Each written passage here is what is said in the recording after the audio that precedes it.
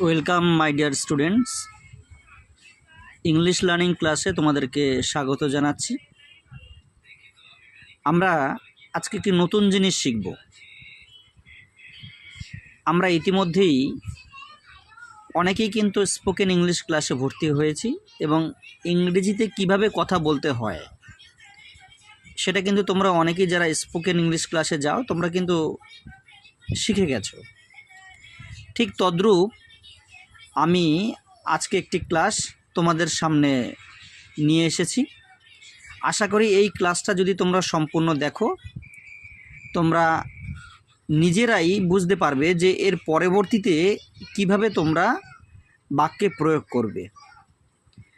চলো শুরু করা যাক। দেখো আমি উপরেই লিখেছি গো।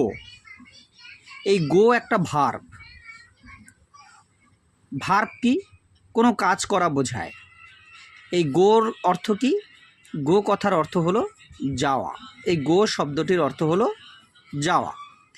এইবারে এই গো দিয়ে আমরা বাক্যে প্রয়োগ করব। দেখা যাক যে বাক্যগুলি রয়েছে সেই বাক্যে আমরা গো কিভাবে ব্যবহার করা হয় এবং কিভাবে আমরা সেন্টেন্স গঠন করতে পারি। তোমরা এই সেন্টেন্সগুলো নিজেরাই এভাবে চর্চা করবে, যখন ফ্রি টাইমে থাকবে তোমরা নিজেরাই পারবে। প্রথমে লিখেছি আমি যাই। তাহলে আমি ইংরেজি কিন্তু আমরা অলরেডি জানি কি, আমি ইংরেজি কি আই। তাহলে আইয়ের পরে কি বসবে? গো। তাহলে আমি যাই, আই গো। আমরা যাই, তাহলে কি বলবে? We go. তুমি যাও, ইউ গো। তোমরা যাও, ইউ গো। তারা যায়, দে গো। সে যায়, সে ইংরেজি হি অথবা সি। এখানে দেখো সে যায়, এই সেটা হলো থার্ড পারসন সিঙ্গুলার নাম্বার, তাই এখানে কিন্তু আর গো হবে না, এখানে কি হবে? গোস। হি গোস বা সি গোস। সৃজা যায়। সৃজা একটা নাম। যে কোনো একটি ব্যক্তি বা বস্তুর নাম হলে তখন কিন্তু আর গো থাকে না। তাহলে আমি নামটা লিখি SRI সৃজা। এখানেও হবে কি? ঘোষ। সৃজা ঘোষ। ছেলেটি যায়, একটা ছেলের কথা বলা হয়েছে, তাহলে ছেলেটি দা বয়। তাহলে এখানেও কি হবে? ঘোষ।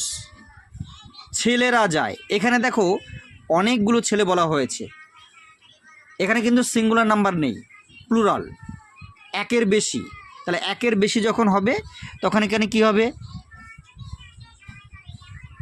বয়েস, ছেলেরা কি হবে? আর এখানে তখন আর তোমার এই যে গোসটা লিখেছি এই ইএসটা থাকবে না, এখানে হয়ে যাবে কি? গো। বয়েস গো। দা বয়েসও তোমরা লিখতে পারো। রিয়া ও মিতা যায়। তাহলে দেখো রিয়া অ্যান্ড মিতা। এখানে কটা নাম রয়েছে? দুটো নাম রয়েছে। একের বেশি হলে, দুটো কেন, আরও অনেক থাকতে পারে, একের বেশি হলেই সেখানে কিন্তু কি হবে? গো। রিয়া অ্যান্ড মিতা গো। আমার মা যায়। আমার মা ও বাবা যায়। এই দুটো আমি করালাম না। আশা করি যারা তোমরা ভিডিওটা দেখছো তোমরা এই দুটো নিজেরাই আমার এই প্রত্যেকটা সেন্টেন্স দেখলে পারবে এবং তোমরা এই দুটো নিজেরা করবে, করে আমার কমেন্ট বক্সে কিন্তু তোমরা অবশ্যই উত্তরটা দেওয়ার চেষ্টা করবে। তা এবার আমরা কিভাবে পড়ব সেটা একবার দেখি। বাড়িতে তুমি যখন এটা লিখবে কিভাবে পড়বে? আমি যাই, আই গো। আমরা যাই, উই গো। তুমি যাও, ইউ গো। তোমরা যাও, ইউ গো। তারা যায়, দে গো। সে যায়, হি সি গোস। সৃজা যায়, সৃজা গোস। ছেলেটি যায়, দা বয় গোস। ছেলেরা যায়, বয়েজ গো। রিতা ও মিতা যায়, রিতা অ্যান্ড মিতা গো। আমরা এইভাবেই ভার্ব দিয়ে একের পর এক আমরা কিন্তু